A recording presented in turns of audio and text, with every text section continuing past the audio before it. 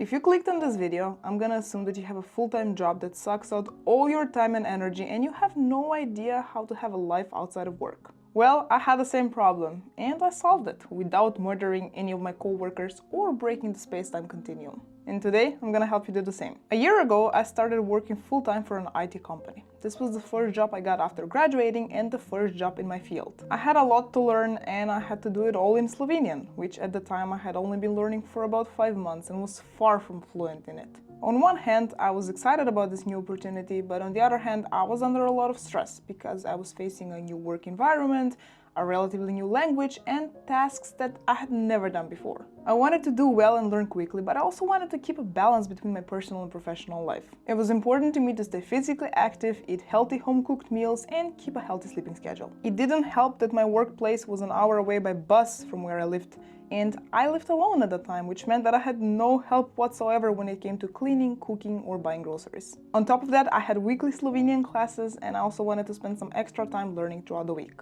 The way the whole thing was set up, it seemed like I would have to sacrifice something, and I most definitely didn't want to sacrifice anything. So I knew that I would have to find a way to organize my busy schedule in a way that allows time for everything that was important to me. And let me tell you, it wasn't easy. I felt like I was juggling 10 balls at the same time while my ass was on fire.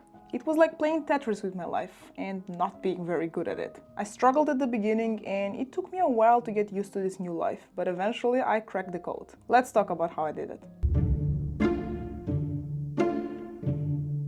First, I made a big list of everything I wanted to be doing in my day-to-day. And I noted how much time each activity took approximately, or how much time I wanted it to take. For example, I wrote down working out 4 times a week for about an hour and a half per session. Sleep, 8 hours per night, no exceptions. Reading, at least a half an hour per day. Cooking, no more than half an hour per day. And this means dinner. Preparing my first meal of the day takes about 10 minutes because I eat a bowl of oats every single day. Studying Slovenian, between 30 to 40 minutes per day, a bit more on the weekends. I of course wrote down how much time work takes and how long it takes me to get to work and back. I also had Slovenian classes once per week, which took 2.5 hours in one go. I also wrote down that I wanted to be talking to my friends and family occasionally and that I wanted to be hanging out with my boyfriend once a week. More than that wasn't possible at the time because we were living in different cities and we both had very busy schedules. Once I had my priorities straight, I started thinking about how I could fit everything into my schedule from a logistical point of view. Getting to work took 1 hour, mostly spent sitting on a bus, with about 10 to 15 minutes of walking to and from the bus stop. Instead of spending that time scrolling on social media, I decided to dedicate that time to reading books or listening to audiobooks. When I was feeling a bit more focused, I would be reading an ebook, and on the days where I didn't want to spend the whole ride staring at a screen, I would listen to audiobooks. By doing this on the way to work and back, I would get about 1 to 2 hours worth of reading every day, which was way more than I had initially planned. After work, when I would come home, I had no desire to read again because I had already fulfilled and surpassed my reading quota for the day. In terms of working out, at the beginning I was going to a gym that was 45 minutes away from my workplace, which meant more time spent sitting on a bus and then a whole hour to get back home. I absolutely hated this, so what I did at the beginning was swap the bus for a bike. This was during spring, so the weather was perfect for biking, and Ljubljana is a very bike-friendly city. You can actually get to places quicker by bike than by bus. This worked for a while, but it still took me at least half an hour to get to the gym, and I couldn't listen to audiobooks on the bike because I would be risking my life for a fantasy book. Although for Brandon Sanderson's books, it would be totally worth it. My solution was finding a gym way closer to work. Thankfully, the gym that I was already going to had another location, a 10-minute walk from my workplace, so I just upgraded my membership and started going to that gym. This solved my problem completely, and going to the gym wasn't a difficult habit to keep up with anymore, because it was just a short walk away from work. And after sitting at a desk staring at a computer screen for 8 hours, your body starts craving physical movement, so working out quickly became more a necessity than a task. Food-wise, I knew that if I started getting takeout, I'd be eating processed food all the time and I would feel crappy and low in energy, and this wouldn't go well with my busy schedule.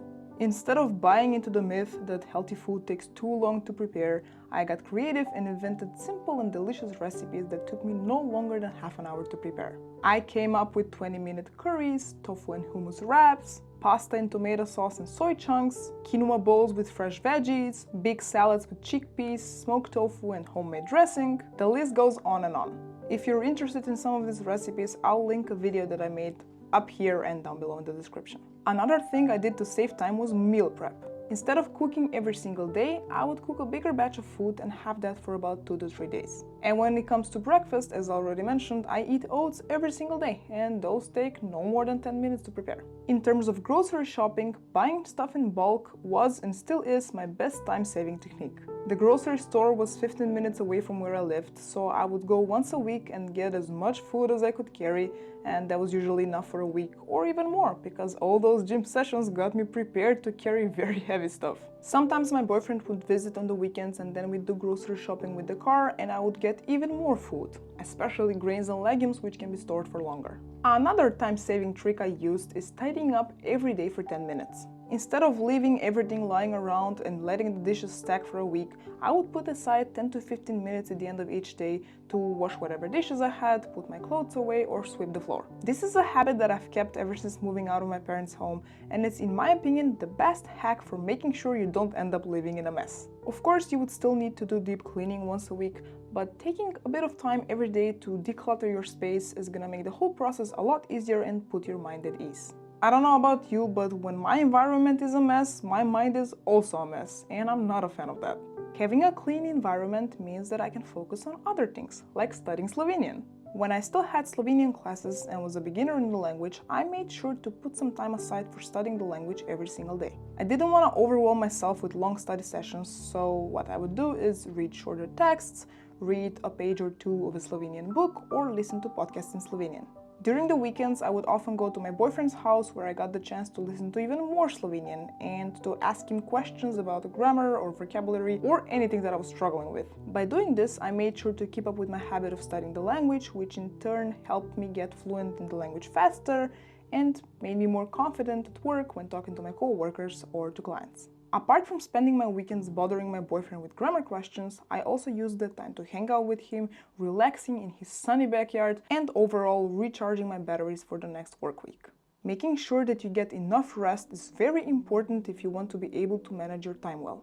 Because alongside managing time comes managing energy. You can plan out your whole day in detail, but if you don't have enough energy to get out of bed, your time management skills will mean nothing. I'm glad I figured this out early on and got into a healthy sleeping schedule. I usually wake up for work a bit after 6, so that means that I have to be in bed by 10 if I want to get a good night's sleep. I see people sacrificing their sleep in order to gain more time, but in my experience, that extra time means nothing because you have no energy or willpower to do anything productive. I would rather make enough time for sleep, working out and eating well than try to save time on those 3 crucial things and then be unable to accomplish anything because of fatigue. Okay, now that I've covered most of what I did to optimize my time, let me give you a few extra tips that might help. Number 1. Work ends when work ends. If you have a new job, and especially if this is your first real job after graduating, you might fall into the trap of wanting to prove yourself by working over hours or obsessing over work in your free time. The only way you'll see me thinking about work all day is when I have my own business, and even then I will try to keep a balance and have some time off. When your workday ends, turn off your work mind and switch on private mode. No one will benefit from you overthinking about your job and then burning out in a week. A work-life balance matters a lot, so try to establish that early on in your career. Number 2, make your life easier by removing friction. This can apply to anything you want to do with your time. If you want to work out consistently, pick a gym that's close to your work or to your home, and prepare your clothes from the night before so you don't have to be thinking about them in the morning when you're in a rush to get ready. If your goal is to eat healthy, plan your meals and your grocery shopping ahead of time. Whatever your desired activity is, figure out how you can make it easier for yourself to start the activity by removing any unnecessary friction and obstacles. Number 3, figure out your time and energy suckers. The reality is that most of us are glued to our phones, scrolling mindlessly every single day.